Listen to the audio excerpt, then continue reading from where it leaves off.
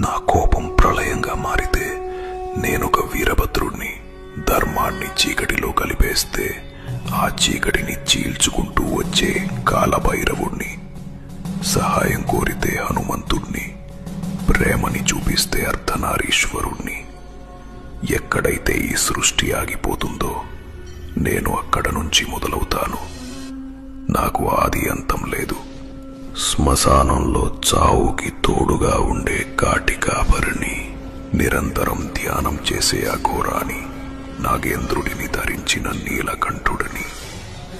నాకు బ్రహ్మ, నారాయణ మరియు పార్వతి కంటే కూడా నన్ను మనస్ఫూర్తిగా కొలిచే నిజమైన భక్తుడు అంటేనే నాకు ఇష్టం.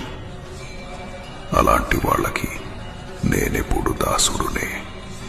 నేనే ఆ కైలాస శిఖరంలో ఉండే త్రినేత్రుణ్ణి, నటరాజు.